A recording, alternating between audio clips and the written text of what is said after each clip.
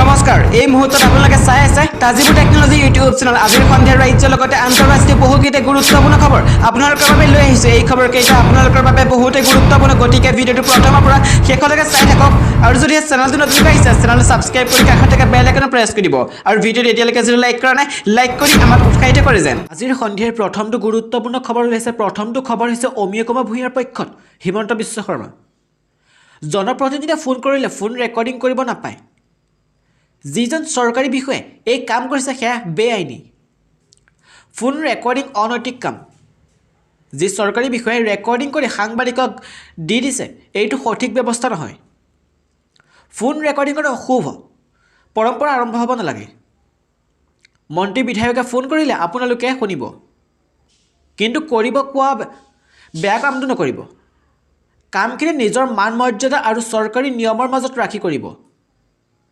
Recording কৰাটো ভাৰতৰ সংবিধানৰ বিৰোধী ইপিনে নগাঁও ঘটনাক লৈ মুখ্যমন্ত্ৰী হিমন্ত বিশ্ব শৰ্মাৰ প্ৰতিক্ৰিয়া নগাঁৱত যি হৈছে ভালেই হৈছে মোক VIP বনাব নালাগে ইয়াত আনৰ কি আপত্তি IAS IPS অফিচাৰক গালি পাৰিব নোৱাৰি কিন্তু পিয়নক গালি পাৰিব পাৰে নেকি বেয়া কাম যিয়ে কৰিব তাকেই গালি পাৰিব নগাঁৱত সেইদিনা বাছৰ পৰা মোক গালি পাৰি আছিল সেই দিনটোত এখন এম্বুলেন্স আবদ্ধ হৈ আছিল এম্বুলেন্সৰ পৰা এগৰাকী মাতৃয়ে নমস্কাৰ দিছিল মোক গাড়ীখন এৰি দিবলৈ হিমন্ত বিশ্ব শৰ্মাক অনুৰোধ কৰিছিল মাতৃগৰাকীয়ে বেয়া কাম হ'লে মুখ্য সচিবৰ পৰা চতুৰ্থ শ্ৰেণীলৈকে গালি খাব মুখ্যমন্ত্ৰীৰ লগতে ঘোষণা কৰিছে যে মুখ্যমন্ত্ৰীও বেয়া কাম কৰিলে গালি খাব ফেচবুকতো গালি পাৰিয়ে থাকে গণতন্ত্ৰত এইবিলাক চলি থাকিব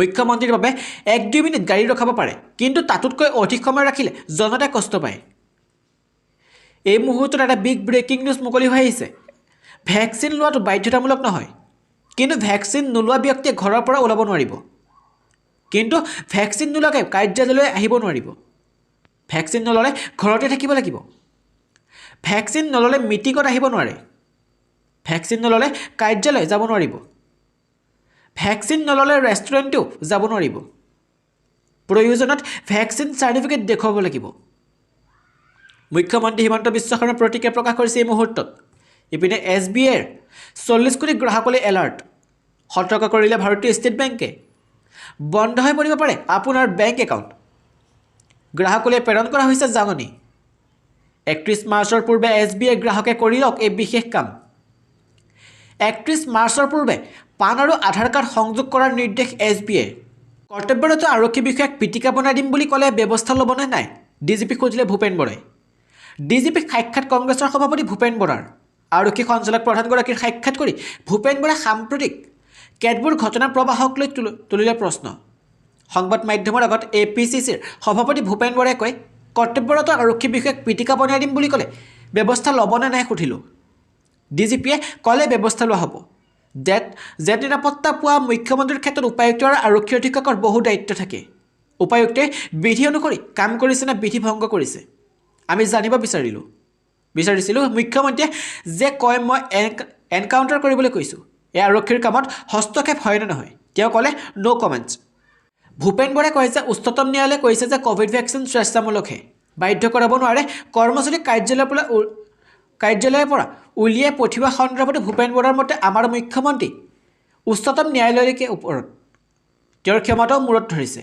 তিতাবৰত তেওঁৰ কেবিনেট মন্ত্ৰী হৈছে এতিয়া ৰাম নাই অযোধ্যাও নাই তাৰ মানে তৰুণ গগৈ ৰাম আছিল তেওঁৰ দিনত অসম অযোধ্যা আছিল এতিয়া তেওঁলোকৰ মতে এতিয়া ৰাৱণে দেশ চলাই আছে ক'লে ভূপেন বৰাই এজন চৰকাৰী বিষয়াক অপমান কিয় নগাঁৱৰ ডিচিক ধমক দিয়াক লৈ প্ৰিয়ংকা চতুৰ্বেদীৰ হিমন্ত বিশ্ব শৰ্মাক প্ৰশ্ন মুখ্যমন্ত্ৰীয়ে দিলে এইটো উত্তৰ শিৱসেনাৰ সাংসদ প্ৰিয়ংকা চতুৰ্বেদী আৰু অসমৰ মুখ্যমন্ত্ৰী হিমন্ত বিশ্ব শৰ্মাৰ মাজত অব্যাহত আছে টুইটাৰ যুদ্ধ প্ৰিয়ংকা চতুৰ্বেদীয়ে টুইটাৰত শৰ্মাৰ এটা ভাইৰেল ভিডিঅ'ৰ ওপৰত প্ৰতিক্ৰিয়া ব্যক্ত কৰে প্ৰিয়ংকাই মুখ্যমন্ত্ৰী হিমন্ত বিশ্ব শৰ্মাক আক্ৰমণ কৰি কয় যে আপোনাৰ নিজৰ কাম কৰা এগৰাকী বিষয়াক ৰাজহুৱা স্থানত অপমান কিয় সেই বিষয়ত পূৰ্বে নিৰ্দেশনা প্ৰদান কৰিব লাগে উল্লেখযোগ্য যে পহিলা মাঘৰ দিনা মুখ্যমন্ত্ৰী নগাঁও ৰাজপথত উপায়ুক্তক ধমক দিছিল VIP সংস্কৃতিৰ বিৰুদ্ধে ক্ষুব্ধ হৈ জিলা উপায়ুক্ত নিৰীক্ষক শীঘ্ৰে এক ধমক দিছিল মুখ্যমন্ত্ৰীয়ে। নগাঁৱৰ গুমুঠা গাঁৱৰ ৰাষ্ট্ৰীয় ঘাইপথত সংঘটিত হৈছিল এই ঘটনা। মুখ্যমন্ত্ৰীৰ কনভয় পাৰ কৰিবলৈ সাধাৰণ লোকৰ যান বাহন আবদ্ধ কৰা কাৰ্যত ক্ষুব্ধ হৈ পৰে মুখ্যমন্ত্ৰীও। নগাঁও জিলা উপায়ুক্তক ধমকি দি মুখ্যমন্ত্ৰীয়ে কয় যে সাধাৰণ লোকক কষ্ট দি মই ৰজা মহাৰজা নহওঁ। এই ঘটনাই ৰাজনীতিটো ব্যাপক ৰূপত চৰ্চা লাভ কৰিছিল। লগে লগে হিমন্ত বিশ্ব শৰ্মাক উভতি ধৰিছিল শিৱসেনাৰ নেত্ৰী প্ৰিয়ংকা চতুৰ্বেদীয়ে। নেত্ৰীগৰাকীৰ প্ৰত্যুত্তৰ দি হিমন্ত বিশ্ব শৰ্মাই লিখে যে এম্বুলেন্সৰ লগতে ৰাষ্ট্ৰীয় ঘাইপথ যাতায়াত ৰখাই দিয়া মোৰ SOPৰ বাহিৰত এনে কোনো নিয়ম নিৰ্ধাৰিত নাই। CM প্ৰটকলৰ অংশীদাৰ নহয়। এনে নিয়ম বন্ধ কৰাৰ প্ৰয়োজনীয়তা আছে। সংক্ৰমণ তৃতীয় ঢৌত প্ৰথমবাৰৰ বাবে সৰ্বাধিক আক্ৰান্ত ৰাজ্যত 9.87% ৰাজ্যত বৃদ্ধি পালে পজিটিভিটিৰ ৰেট। মাত্ৰ 24 ঘণ্টাতে ক'ভিডত আক্ৰান্ত হৈছে 3,390 জন লোক। কেৱল কামৰূপ মেট্ৰত 919 জন আক্ৰান্ত হ'ল ক'ভিডত। 24 ঘণ্টাত ক'ভিডত আক্ৰান্ত হৈ মৃত্যু হৈছে 4 জনৰ। সাৱধান ৰাজ্যত ক'ভিডৰ ভয়াৱহ সংক্ৰমণ ইতিমধ্যে বৃদ্ধি পাইছে ক'ভিডৰ। ইপিনে থানাৰ এজাহাৰ লিখা দালাল চক্ৰৰ বিৰুদ্ধে কঠোৰ মুখ্যমন্ত্ৰী হিমন্ত বিশ্ব শৰ্মা। একে ৰাতিতে 242 জনক আটক কৰিলে। ৰাজ্যৰ 26খন জিলাৰ পৰা আটক কৰা হৈছে এই দালালসকলক। এইবাৰ ৰাজ্যৰ বিভিন্ন থানাত থকা দালাল চক্ৰৰ বিৰুদ্ধে কঠোৰ হৈছে ৰাজ্য চৰকাৰ। একে ৰাতিতে আটক থানাৰ 242 জন দালালক। ৰাজ্যৰ 26খন জিলাৰ পৰা আটক কৰা হৈছে এই দালালসকলক। এই দালালসকলৰ বিৰুদ্ধে অভিযোগ এজাহাৰ লিখা নামত দুখীয়া লোকৰ পৰা টকা সংগ্ৰহ কৰে, ফলত সমস্যাত পৰে দুখীয়া লোকসকল। লগতে বিভিন্ন ধাৰাৰ আদি জাপি দিয়ে। কামৰূপ আৰক্ষীৰ অভিযানত আটক কৰা হৈছে 8জনকৈ থানাৰ দালাল। মাজনিশা ছয়গাঁৱৰ বিভিন্ন এলেকাত কামৰূপ আৰক্ষীৰ বৃহৎ সাফল্য।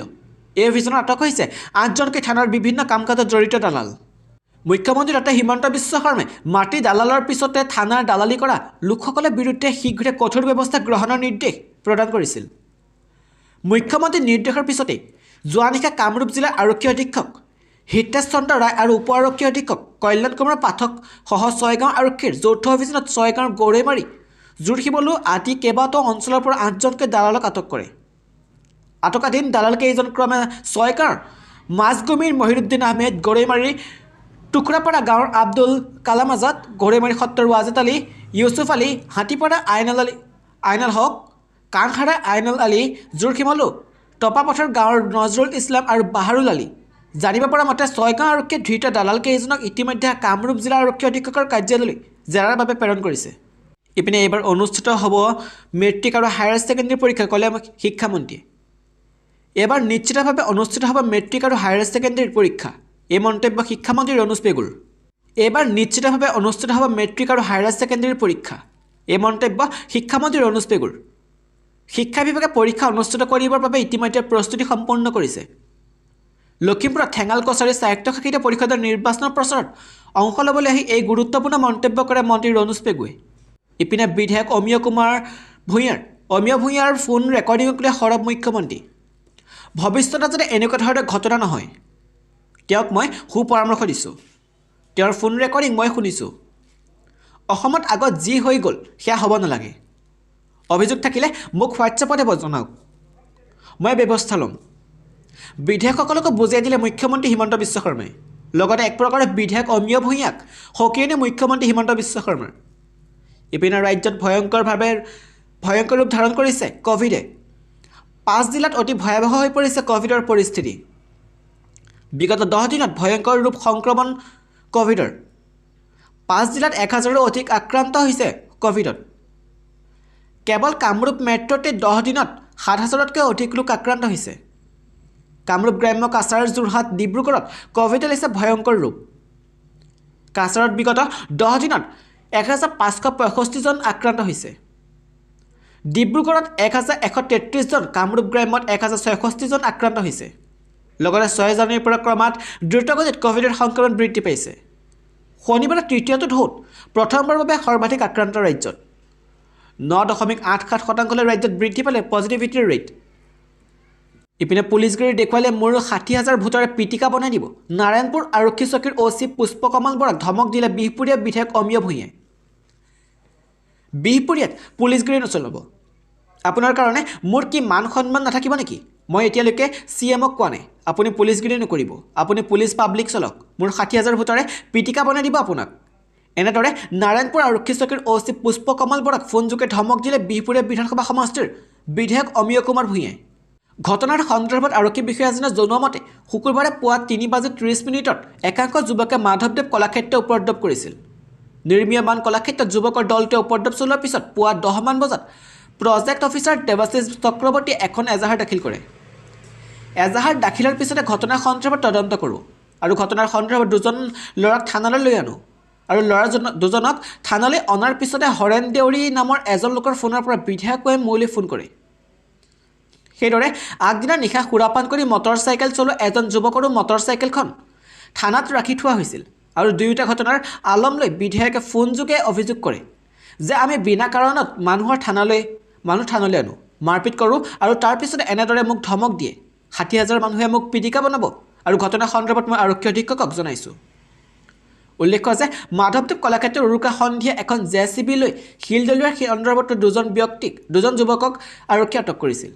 কিন্তু ৰহস্যজনকভাৱে আৰক্ষী বিষয়াজনে যুৱক দুজনক আদালতত হাজিৰ কৰাৰ পৰিৱৰ্তে থানাতে আবদ্ধ কৰি থোৱাক লৈ ক্ষুণ্ণ হৈ পৰে বিধায়ক ভূঞা। নাৰায়ণপুৰ আৰক্ষী থানাৰ অ' চিক ফোন কৰি পুলিচগিৰি দেখুৱাব বুলি ভাবুকি বিজেপিৰ বিধায়কৰ।